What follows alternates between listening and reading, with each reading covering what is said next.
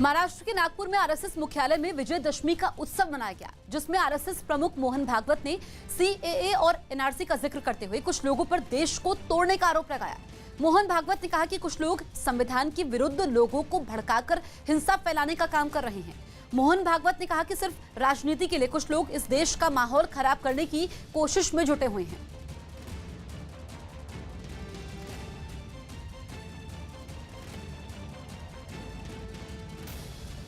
अपने देश में ऐसे लोग हैं जो स्वांग रचते हैं, जिनकी निष्ठा इन बातों पर बिल्कुल नहीं है।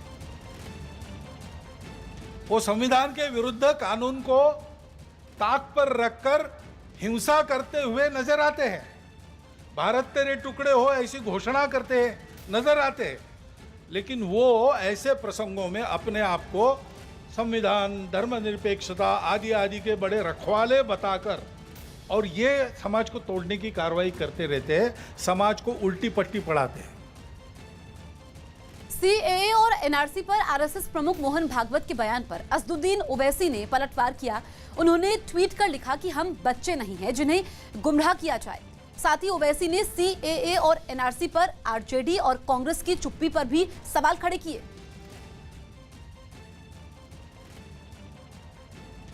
तो ओवैसी ने ट्वीट किया और ये कहा कि वो बच्चे नहीं हैं जो कि उन्हें गुमराह किया जाए। ओवैसी ने ट्वीट करते हुए पलटवार किया कांग्रेस की चुप्पी पर भी। तो मोहन भागवत के बयान पर एआईएमआईएम के अध्यक्ष असदुद्दीन ओवैसी ने पलटवार किया और एनआरसी सीएए के मुद्दे पर जवाब दिया। उन्होंने कहा कि हम बच्चे नहीं हैं जिन्हें गुमराह किया जाए। ओवैसी ने ट्वीट करके लिखा कि हम बच्चे नहीं हैं जिन्हें गुमराह किया जाए। बीजेपी ने इस बारे में कुछ नहीं कहा कि सीएए एनआरसी का करना क्या था। अगर ये मुस्लिमों के बारे में नहीं है तो उसमें से हर धार्मिक चीज को हटा दे।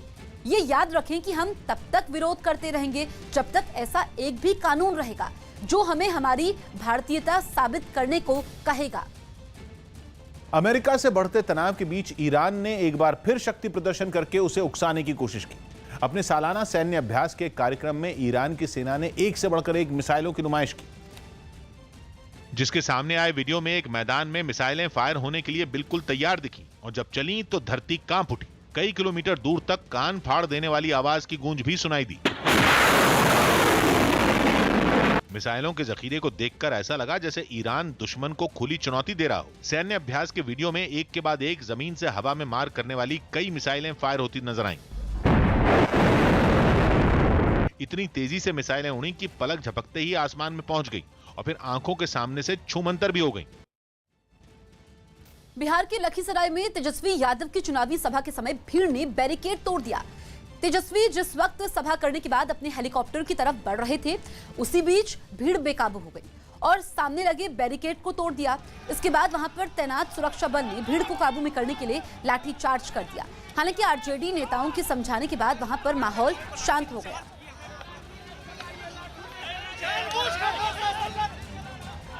यहाँ पर तस्वीरों में आप देख सकते हैं किस तरीके से पैरामिलिट्री फोर्सेस के जवानों ने जो है कार्यकर्ताओं पर लाठी चार्ज किया है। वहाँ पर आप तस्वीरों में देख सकते हैं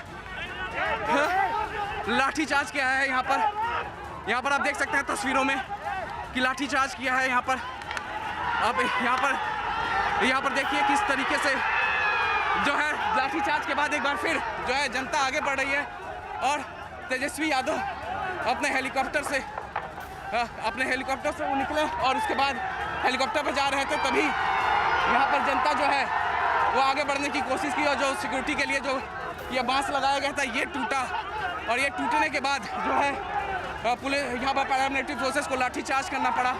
और तस्वीरें देखिए किस तरीके से तेजस्वी यादव जो है लोगों का संबोधन स्वीकार करते हुए और ये इस वक्त अपने हेलीपैड के चारों तरफ लोगों के इर्द गिर्द घूमते हुए तस्वीरों में आप देख सकते हैं।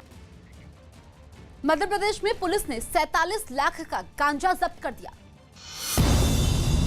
मध्य प्रदेश के सतना में पुलिस ने गांजे की एक बड़ी खेप जब्त की, जिसकी कीमत करीब 47 लाख रुपए बताई गई। इस मामले में पुलिस ने 2 आरोपियों को भी गिरफ्तार किया, जबकि उनका एक साथी फरार हो गया। बताया गया कि गांजे की ये खेप ओडिशा से लाई गई थी।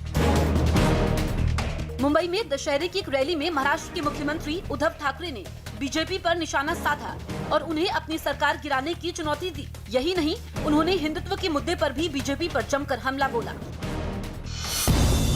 यूपी के कासगंज में पुलिस ने 24 से ज्यादा अवैध देसी शराब की पेटियां बरामद की। इन शराब की पेटियों के साथ पुलिस ने 4 लोगों को भी हिरासत में लिया। बरामद की गई शराब की कीमत लाखों में बताई गई। बिहार के लखीसराय में तेजस्वी यादव की चुनावी सभा के समय भीड़ ने बैरिकेड तोड़ दिया। तेजस्वी जिस वक्त सभा करने के बाद अपने हेलीकॉप्टर की तरफ बढ़ रहे थे, उसी बीच भीड़ बेकाबू हो गई और सामने लगी बैरिकेड को तोड़ दिया। इसके बाद वहां तैनात सुरक्षा बल ने भीड़ को काबू में करने के लिए लाठीचार्ज का सहारा लिया। इजराइल के यरूशलेम में पीएम बेनियामिन नेतन्याहू के इस्तीफे की मांग कर रहे लोगों की पुलिस से झड़प हुई। ये लोग पाबंदियों के बीच प्रदर्शन करने पीएम के आवास तक पहुंच गए, जिनकी वहां मौजूद पुलिस वालों से जमकर झड़प हुई। पीएम आवास के बाहर जमा लोगों को जब पुलिस ने हटाने की कोशिश की तो वो जिद पर अड़ गए। कुछ लोग मारपीट पर भी उतारू हो गए।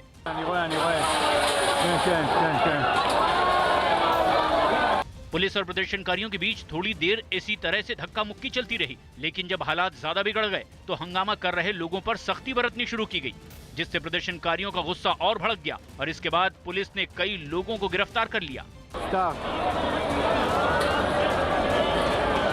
हालांकि पुलिस की सख्ती के बाद भी सैकड़ों की संख्या में जुटे लोग हाथों में झंडे, पोस्टर, बैनर लेकर वहां घंटों तक हंगामा करते रहे। चीन से जारी तनाव के बीच आज से 4 दिन के लिए दिल्ली में कमांडर्स कॉन्फ्रेंस होने वाली है, जिसमें तीनों रक्षा मंत्री, सीडीएस और सेना प्रमुख हिस्सा लेंगे। लद्दाख में सर्दियों के लिए रणनीति और तैयारियों पर चर्चा होगी। लद्दाख में करीब 50,000 सैनिक तैनात हैं। अब आगे सर्दियों के लिए इंतजामों और मौजूदा हालात की समीक्षा की जाएगी। चीन, पाकिस्तान, नेपाल, भूटान और म्यांमार की सीमा पर सेना की तैयारी और सुरक्षा के हालात पर फोकस रहेगा। बैठक के दूसरे दिन रक्षा मंत्री राजनाथ सिंह कार्यक्रम को संबोधित करेंगे, तो वहीं 29 अक्टूबर को डीजी बीआरओ सीमा के पास किए गए विकास के काम की जानकारी भी देंगे। आरजेडी नेता तेजप्रताप यादव चुनाव प्रचार के समय बच्चों के बीच क्रिकेट खेलने के लिए पहुंचे। बिहार के हसनपुर में तेजप्रताप प्रचार कर रहे थे, जहां मैदान पर बच्चों को खेलते देखकर वो खुद वहां पर पहुंचे और गेंद पर हाथ आजमाने पिच पर पहुंच गए। लालू यादव के बड़े लड़के तेजप्रताप यादव ने क्रिकेट की पिच पर चौके छक्के लगाए। बिहार के हसनपुर से ही वो महागठबंधन से उम्मीदवार हैं, जिसके बाद वो क्षेत्र में वोट मांगने के लिए फिर से निकल गए।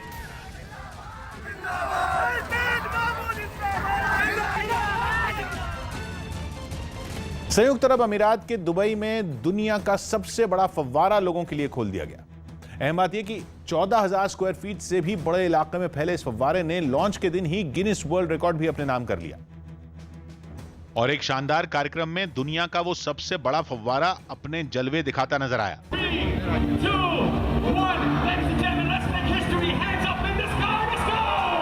History! कुछ देर पहले तक जहां अंधेरा छाया हुआ था, फव्वारा चलते ही वहां रौनक लग गई। इतनी जोरदार आतिशबाजी शुरू हुई कि ऐसा लगा जैसे दिवाली मनाई जा रही हो। एक के बाद एक इतने पटाखे छोड़े गए कि पूरा आसमान जगमगा उठा। उनकी चमक मीलों दूर से ही नजर आने लगी। 3000 से भी ज्यादा रंग बिरंगी एलईडी लाइटों की रोशनी में फव्वारे से पानी की इतनी ऊंची ऊंची धाराएं उठी, मानो वो आसमान को छूने की कोशिश कर रही हूं। बताया गया कि फव्वारा हवा में लगभग 350 फीट की ऊंचाई तक पानी की बौछार कर सकता है। और सिर्फ इतना ही नहीं, थोड़ी देर बाद उसने गाने की धुन पर नाचना ही शुरू कर दिया। दुनिया के इस सबसे बड़े फव्वारे की लॉन्च के मौके पर गाने बजाने का कार्यक्रम भी रखा गया, जहां अच्छी खासी तादाद में लोग पहुंचे। कांग्रेस नेता रणदीप सुरजेवाला ने बीजेपी पर हमला करते हुए कहा कि बिहार की जनता झांसे में नहीं आने वाली है। कांग्रेस ने सवाल किया कि पिछले चुनाव में बीजेपी ने जिस विशेष पैकेज का ऐलान किया था, उसका क्या हुआ। इसी बदलाव को रोकने के लिए प्रधानमंत्री की एंट्री हुई है, ताबड़तोड़ रैली कर रहे हैं और नीतीश कुमार उनके साथ मंच साझा कर रहे हैं। प्रधानमंत्री के आने से बीजेपी ये कह रही कि उसका ग्राफ जमीन से आसमान की तरफ जा रहा है। पहले प्रधानमंत्री जी ये बताएं कि 1.25 लाख करोड़ के पैकेज का क्या हुआ। हमने आंकड़े दिए, 1,25,000 करोड़ की बोली जो बिहार की 2015 के चुनाव में मोदी जी ने लगाई थी, उसमें से 1559 करोड़ के काम ही पूरे हुए हैं। प्रधानमंत्री ये बताएं बिहार को स्पेशल राज्य का दर्जा क्यों नहीं दिया जा रहा। प्रधानमंत्री की मौजूदगी में वो खारिज कर दिया गया।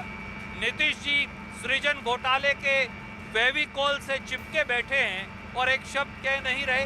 प्रधानमंत्री ये बताएं कि 5 साल में उनकी सरकार ने बिहार के युवाओं के रोजगार के लिए क्या किया।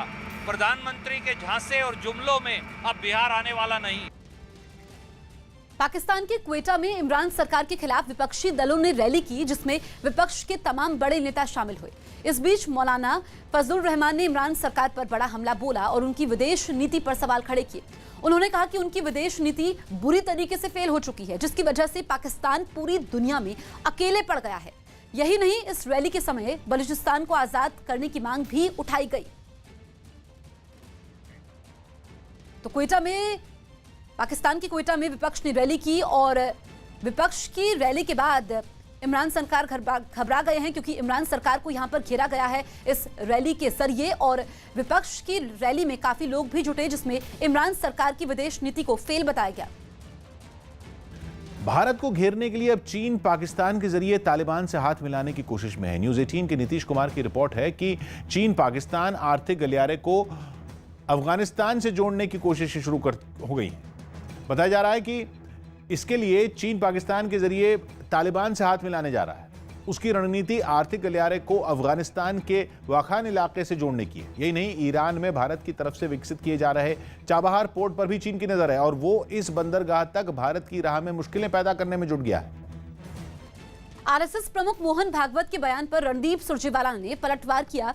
रणदीप सुरजेवाला ने आरोप लगाया कि आरएसएस और बीजेपी चुनाव के समय इस तरह के मुद्दे उछालते हैं और धर्म के नाम पर चुनाव लड़ते हैं। तो मोहन भागवत के बयान पर रणदीप सुरजेवाला ने पलटवार किया और राजनीति करने का आरोप लगाया बीजेपी और आरएसएस पर। उन्होंने कहा कि जब भी चुनाव आते हैं तो धर्म के मुद्दे उछाले जाते हैं। आपको बता दें कि मोहन भागवत ने बयान दिया था जिसमें CAA का जिक्र किया गया था, जिस पर अब रणदीप सुरजेवाला ने पलटवार किया है। तो आरएसएस प्रमुख मोहन भागवत के बयान पर रणदीप सुरजेवाला ने कहा कि आरएसएस और बीजेपी चुनाव के समय मुद्दे उछालते हैं और धर्म के नाम पर चुनाव लड़ते हैं। विजयदशमी पर संघ प्रमुख ने कहा कि नागरिकता संशोधन कानून जो पास हुआ उसको लेकर के लोगों को बरगलाया गया, लोगों को भय दिखाया गया, मुसलमानों की संख्या कम हो जाएगी देश में। ऐसा कुछ नहीं था, वो तो बाहर के लोगों के लिए था। भागवत जी उम्र में बहुत बड़े हैं और बुजुर्ग के नाते वैचारिक मतभेद के बावजूद हम उनका आदर करते हैं। भागवत जी, अच्छा होता अगर विजयदशमी के दिन आप बिहार में रोजगार के खात्मे की, बेरोजगारी के खात्मे की बात करते, रोजगार देने की बात करते। अच्छा होता भागवत जी अगर विजयदशमी के दिन वो जो अपराध का मामला है पूरा, जिस प्रकार से यहाँ अपराध हो रहे हैं उनके खात्मे की बात करते, कुशासन के खात्मे की बात करते, जिस प्रकार से भ्रष्टाचार फैला है उसके खात्मे की बात करते। ये वो असुर हैं जिनके वध की जरूरत है विजयदशमी के दिन, परंतु उन असुरों के साथ तो जदयू भाजपा खड़े हैं। मेरा आखिरी सवाल है कि उन्होंने टुकड़े टुकड़े गैंग को कहा कि इन लोगों ने भी उस समय देश के लोगों को बरगलाया, यानी आप विपक्ष पर पूरा आरोप है कि उन्होंने देश के लोगों को बरगलाया। भारतीय जनता पार्टी और आरएसएस हर चुनाव या शमशान कब्रिस्तान पर लड़ेंगे या हिंदू मुसलमान पर लड़ेंगे। कांग्रेस और राजग, तेजस्वी यादव जी और राहुल गांधी जी 10 लाख रोजगार बिहार के युवाओं को पहली कलम से देंगे। वो कानून, काले कानून जो 2006 से बिहार में लागू हैं, जिससे किसान को फसल की कीमत नहीं मिलती, उन्हें खत्म कर फसल की कीमत मिलेगी। सुशासन सही मायनों में हम लेकर आएंगे। मुद्दे ये हैं, मुद्दे वो नहीं जो वो निर्धारित करना चाहते हैं। मणिपुर के इम्फाल में नेशनल हाईवे पर जमीन खिसकने की वजह से लोग फंस गए। सड़क का पूरा हिस्सा पानी में बह गया, यहां तक कि एक ट्रक भी उस गड्ढे में गिरा हुआ दिखाई दिया। लगातार बारिश की वजह से नंबूल नदी का जलस्तर बढ़ गया है और जमीन खिसकने की कई घटनाएं हो चुकी हैं। हादसे के बाद से कई गाड़ियां नेशनल हाईवे पर फंसी गई।